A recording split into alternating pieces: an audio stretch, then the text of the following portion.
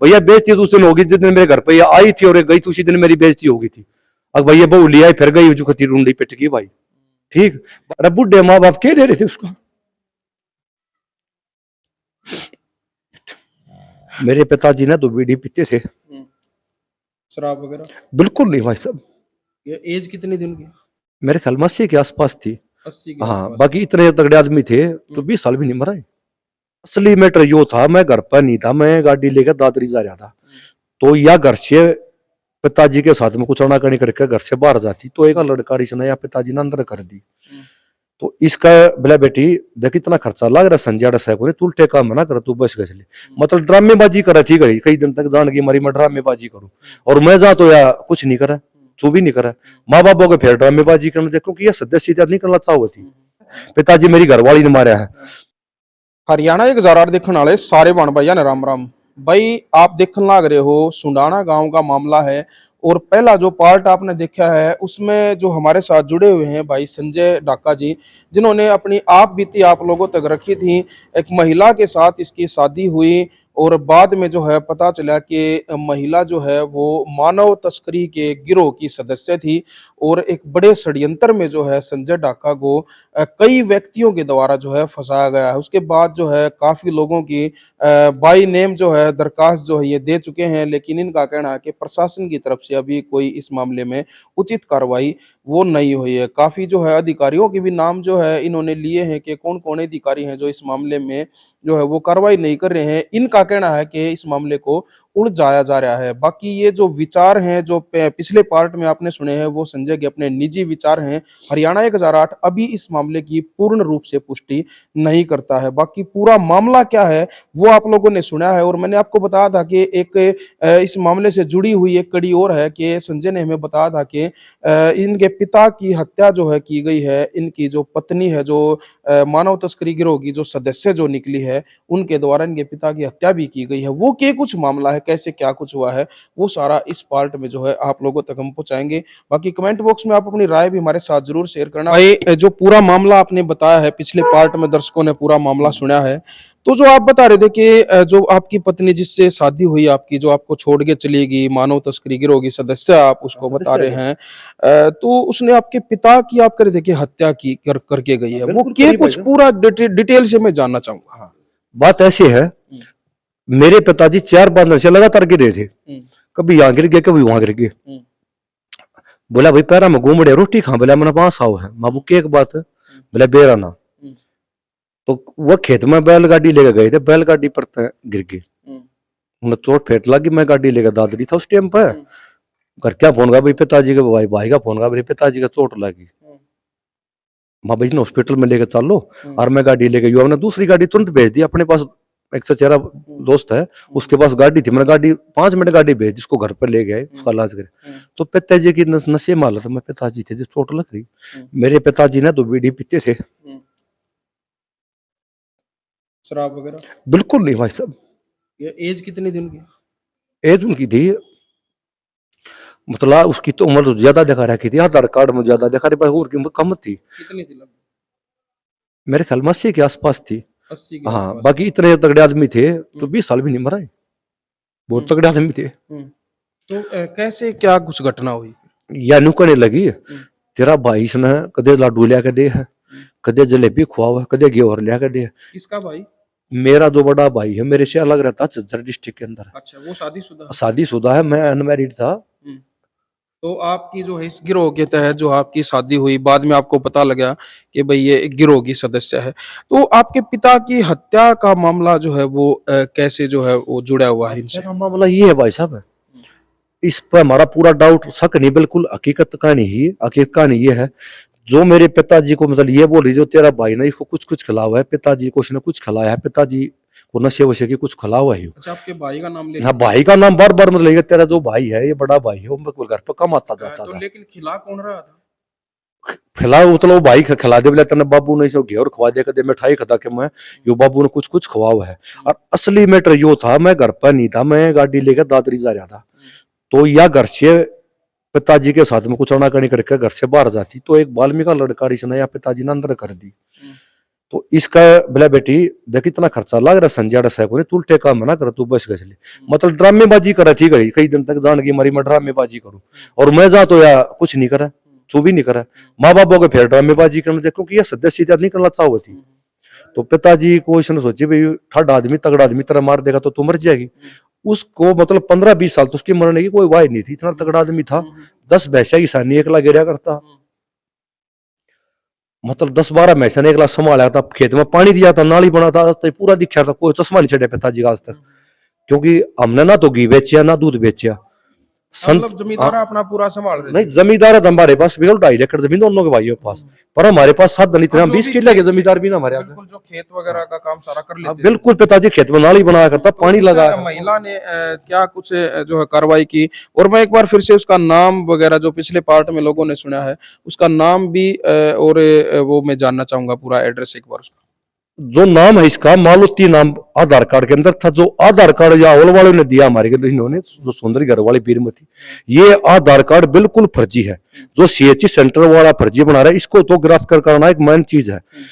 और इसका जो नाम राशन कार्ड के अंदर है उसका नाम तलामई पाया गया, नाम में भी फर्क है, उम्र में भी फर्क है। बिल्कुल मैं एक बार फिर दोहराना चाहूंगा, जो स्क्रीन पे जो दर्शक फोटो जो देखने लग रहे हैं, क्या यही महिला है जिसके साथ आपके साथ 15 महीने के लगभग आसपास रही है? बिल्कुल यही अपराधी लड़की है, ग्राम पंचायत ने इस पर 11,000 रुपए जुर्माना किया, वहां गांव के लड़के साथ भागी हुई है। चलो वो मामला पूरा पहले पार्ट में सुन चुके हैं, और जो दर्शक नए जुड़े हैं जिन्होंने पहला पार्ट नहीं देखा है वो चैनल पे जाके पिछला पार्ट जो है देख सकते हैं, पूरा मामला जो है क्लियर आप लोगों की समझ में आ जाएगा। फिलहाल जो हम बात कर रहे हैं वो आपके पिताजी को लेके कर रहे हैं, फिर कैसे क्या कुछ पिताजी को हॉस्पिटल में पिताजी के मुंह में झाग आ गया, उसके बाद पिताजी एक्सपायर हो गए।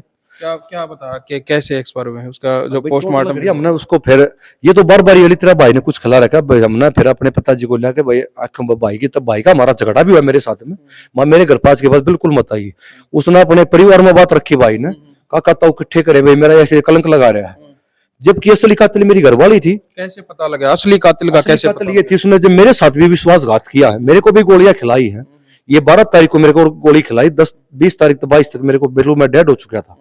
अब मेरी गाड़ी भी घर पर खड़ी खड़ी जंग खाने लग रही गाड़ी, तो इसको मैंने संभाला है, मैंने कार्रवाई करनी शुरू करी है। तो नहीं अपराधी मेरी घरवाली है, ये गैंगस्टर थी। वो आपके पिताजी को कोई स्लो पॉइजन वगैरह कुछ इस तरह की चीजें दे रही थी या वही मतलब ऐसी दे रही थी, पिताजी मतलब उसको बार बार गिर रहे थे और ऐसे ही मैं गिरने लग गया, तो उसको पहले तो पिताजी को मारा, वो मेरे को मारने चक्कर, क्योंकि देखो ऐसा है मेरे पिताजी के पास 2.5 एकड़ जमीन, क्योंकि मेरा भाई अपनी जमीन अलग बोता है और मैं अपनी अलग, पर मेरे सामने 20 किलो का जमींदार भी फेल है। मैं भैया सब्जियां काम करता हूँ, मेरी गाड़ी 80,000 से लाख रुपए भी ना कमाती है, तो वह हर वक्त पैसे की मतलब कितने पैसे लिया कितने का लिया, मैं पैसे की जरूरत नहीं, वो कम मेरा जो पैसा करता हूँ तो घर बनाएगा कहां से, वहां मेरे पास सब कुछ मकान बनाने के लिए मैं इतना काम कर रहा हूँ, तो आपके बैंक खाते कितने, मेरे बैंक खाते की पूछने की जरूरत नहीं है, तो मेरे पास कम से कम कई खाते थे बैंकों में, पिताजी के मम्मी के अलग अलग थे, तो मैंने 2-3 प्लॉट भी खरीदे हैं, उसको मकान को भी बनाने लग रहा था, तो मैं बोली मकान को भी मत ना बढ़ाइए, मैं कैसे बोले मेरी बहन आएंगी दो और उसको मैं किराया बढ़ा दे दिए, वो बना देंगी, तो क्यों सो क्या ना था, वो तो मेरे को लूटने की कोशिश कर रही थी, एक लुटेरी बदौलन थी वो। तो क्या जो जिस तरह से आपने उनके बारे में जो एफआईआर जो करवा रखी है, एफआईआर करवा रखी है आपने उनकी? हमने 28 तारीख को सभी जगह लेटर जारी कर दिए थे, राष्ट्रपति से लेकर के प्रधानमंत्री, गृह मंत्री। नहीं, लेटर का एक अलग मामला है, क्या आपने किसी अपने जो नजदीकी थाने वगैरह में एफआईआर उनकी करवा रखी है? नजदीकी थाने तो हमारा जो चौकी है कलानौर थाना है, ये किसी की करते ही नहीं, और न इनके पास मिला, इनको मिलने का मतलब कोई वो नहीं है, ये थाना चौकी तो सदियों से बदनाम रहा, बदनाम मैंने इसलिए पहले ऊपर से कार्रवाई लेकर चला, मैं हरियाणा के सीएम को लेटर दिया, डीजीपी को दिया, आईजी को दिया, चौकी एफआईआर वगैरह आपने नहीं करवा रखी? मैंने नहीं, मतलब ये कुछ करोगे तो करे भी नहीं गई किसी की, यह तो एक अनिल भी जैसा मंत्री था जो ये तुरंत सुनाई कराया करते, एक दबंग नेता था, इनके पास जाओगे तो कोई सुनाई नहीं करते तो किसी भी लोग की। जो लेटर वगैरह आपने लिखे हैं तो उसमें जो आपने अपने पिताजी के बारे में भी लिखा है कि वैसे से?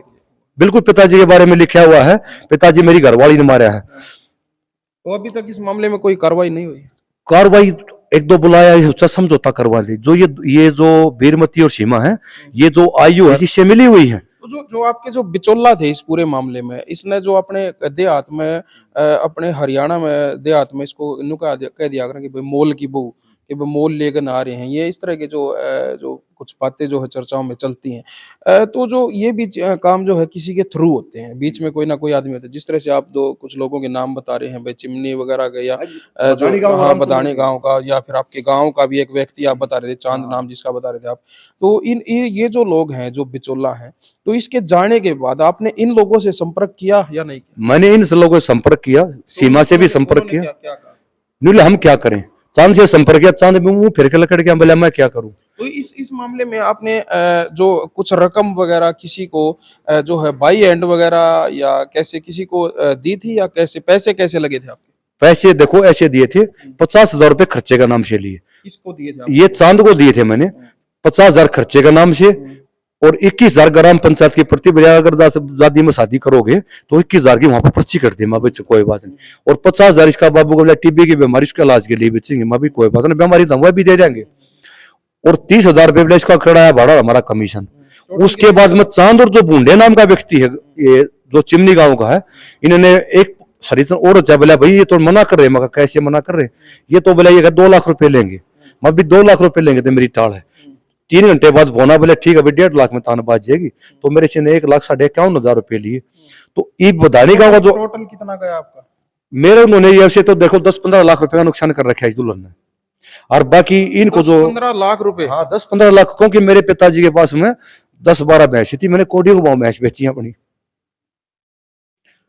जो जमीन है वो भी ठेके पर देनी पड़ी है। ट्रैक्टर मेरे वो भी खड़े हुए हैं। इस सीजन के अंदर मेरे ट्रैक्टर कम से कम 2-2.5 लाख का काम करते थे। मैं धान बरसाने काम भी करता हूँ, मेरे पास गाड़ी सप्लाई का काम भी करता हूँ, 4-5 गाड़ी में और भी अटैच करता हूँ, उनको भी मैं चलाता हूँ, और सबसे कम भाड़ा लेता हूँ गाँव के अंदर। मैटर मामला ये है, मेरे कम से कम 10-15 लाख रुपए का मिनिमम नुकसान है। अगर उसकी नुकसान की भरपाई मतलब और भी सोचूं तो मतलब उसकी जीवन भर भरपाई नहीं हो पाएगी मेरे से। तो भाई ये बातें सुन के ही जो है जो टाइटल जो दिया गया है कि पत्नी एक पति अनेक और लुटेरी दुल्हन का पर्दाफाश, पूरा मामला जो है आपने देखा है कि किस तरह से एक महिला एक मानव तस्करी गिरोह की सदस्य है, और उसके बाद जो उसके जो गिरोह के जो संचालक हैं वो उसको अलग अलग जगह पे अलग अलग लोगों से उसकी शादियां करवा देते हैं। 5-7-10 महीने वो किसी एक व्यक्ति के पास रहती है, फिर उसको वहां से निकाल के किसी और जब तक दूसरा शिकार जो है वो तैयार कर लिया जाता है, और जब दूसरा शिकार तैयार हो जाता है फिर उस महिला को किसी और की दुल्हन बना के उनके घर पे भेज दिया जाता है। फिर 10-15 महीने जो है साल भर के करीब वो वहां पे रहती है, फिर अगला शिकार तैयार जो है गिरोह के द्वारा कर लिया जाता है। लेकिन अभी तक इस गिरोह का जो है वो पर्दाफाश नहीं हो पाया है। बाकी संजय ने जो है हर जगह इसकी एप्लीकेशन जो है वो लगा चुके हैं, सीएम विंडो पे भी लगा दी है, प्रधानमंत्री को भी लेटर,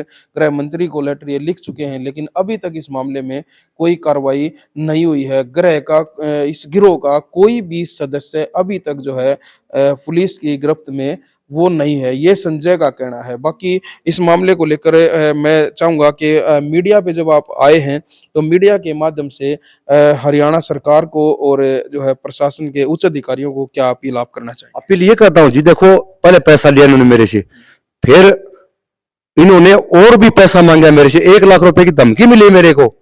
जो नंबर मैंने उस पर दरखास्त पे लिखा हुआ नंबर है 8:12 22 तारीख 9वां महीना, मेरे को धमकी मिली है 1 लाख रुपए दे। मैंने कहा इसके लड़की को ले गया उसके पिताजी को मैं लाख रुपए दे दूंगा, पैसे की क्या, पैसे का हाथ का मेल है, मोर दे दूंगा जब का। तो मेरे को तो बुलाना था, उसके बाद उसको अरेस्ट करवाना, ये मेरी पूरी परिवार थी, मगर इसको अरेस्ट करवाना जो मेरा धर्म है, कोई ऐसी महिला ताकि और किसी के साथ हरकत ना करे। उसके बाद उस नंबर को ही बंद कर लिया गया। तो मैं पुलिस पार्टी से ये कहता हूँ उस फोन को क्यों नहीं ट्रेस करी पुलिस इसको। तो 1 लाख रुपए की मेरे से फिर धमकी मिल रही है, जो मैंने नंबर लिख के दिया हुआ है, जो प्रधानमंत्री जी को, राष्ट्रपति जी को भी मैंने नंबर भेजा हुआ है। इस नंबर को हमारे जो उच्च अधिकारी क्यों नहीं ट्रेस करवा रहे इस नंबर को, जो 22 तारीख 9वां महीना 8:12 की बात है, जो मैंने फोन लिखा हुआ है मेरे पास, इसको क्यों नहीं अरेस्ट करवा रहे। और जो पिताजी भी इसका जो मर्डर किया, पिताजी के ऊपर मेरा पूरा परिवार इकट्ठा हुआ है, भाई तेरे भाई को तो क्यों झगड़ा कर रहा है। तो न्याय की गुरा लगाई है, बाकी मेरे को क्या ही पर न्याय नहीं मिल रहा। हमारी जो सरकार है ये न्याय करना चाहती है पूरा पर ये जो नीचे वाले अधिकारी नहीं कर रहे, 80-70 नीचे वाले अधिकारी नहीं कर रहे काम को। इनके ऊपर एक राजनीतिक प्रेशर है, एक रिश्वत का प्रेशर है, इसलिए ये काम बिल्कुल नहीं कर रहे।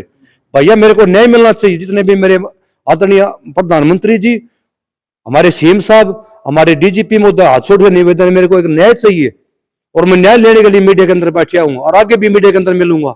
और आयु ये कर रहा है मीडिया के सामने उतारना, कोई फोटो उतारने, फोटो मत उतारना, मेरे को गुमराह कर रहा है ये आयु। किसने कहा आपको कि मीडिया के पास नहीं जाना? ये एक आयु है राजेश नाम का, जो कलानौर थाने में 596 नंबर गाड़ी पर सेलेक्ट है ये। और ये कहता है तू किसी को फोटो उतारे या कुछ के पास मत बना, घर से अपनी बाहर को मत करना, तुम्हारी बेइज्जती हो जाएगी। भैया बेइज्जती तो उस दिन होगी जिस दिन मेरे घर पे ये आई थी और गई थी, उसी दिन मेरी बेइज्जती होगी थी। अब भैया बहू लिया फिर गई जो खती रूंडी पिट गई भाई। ठीक, बाकी इतने बड़े बड़े कांड कर रखे भाई, इस गिरवा तो सब भाई बच के रही हो। और अपनी संपत्ति को ले रहा हो ना तो अपनी ना चलती पहले कर दियो भाई। ये एक टीम है जो ठग्गा बग्गी करे, हर भाई गोली भी खुआ और माँ बाप ने भी बचा कर रखी अपने ने। अरे बुढ़े माँ बाप क्या दे रहे थे उसका।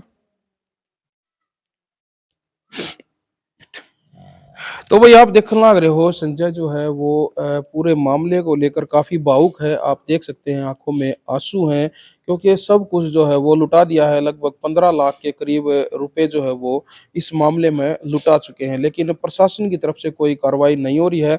और ऊपर से जिस तरह से जो बता रहे हैं संजय कि कुछ अधिकारी हैं जो इनको अपनी आवाज भी उठाने से वो रोक रहे हैं। बाकी मैं एसपी साहब से निवेदन करना चाहूँगा कि इस मामले में जो हमारे रोहतक एसपी हैं, बड़े आदरणीय हैं, मैं उनसे निवेदन करना चाहूँगा कि इस मामले में जो भी इस गिरोह में जो है जो शामिल है, ये जो गिरोह है जो मानव तस्करी का, जिस तरह से इस तरह से संजय जो इसको जो फँसाया गया है, ये अकेला संजय नहीं है, बहुत सारे जो है गाँव देहात के बहुत सारे ऐसे व्यक्ति हैं जो इस तरह के गिरोह के जाल में फँस जाते हैं। और पूरा परिवार जो है कई बार बर्बाद जो है होते हमने भी देखा है, आप लोगों ने भी देखा है। तो इस मामले में उचित कार्रवाई जो है वो होनी चाहिए, ये हम आपसे अपील करते हैं। बाकी क्या कुछ जो है पूरे मामले में निकल के आता है, वो हम आप लोगों तक ज़रूर पहुँचाने की कोशिश करेंगे। तो जितने भी जो दर्शक साथी जो देख रहे हैं, वो कमेंट बॉक्स में हमारी अपनी राय जो है हमारे साथ ज़रूर शेयर करें। और जो महिला का जो फ़ोटो आपने देखा है, अगर इस तरह के गिरोह में और भी कोई अगर व्यक्ति फँसा है, जिनकी आवाज़ें दबी हुई हैं, जो बाहर जो है वो नहीं आ पा रहे हैं, अगर आप लोग भी जो है अपनी आवाज़ उठाओगे तो हमारा मानना है कि बहुत जल्द जो है इस तरह के गिरोह का पर्दाफाश हो सकता है। तो इसी के साथ मैं लेता हूँ इजाज़त। आप जुड़े रहिए हमारे साथ, देखते रहें हरियाणा 1008। जय हिंद, जय हरियाणा।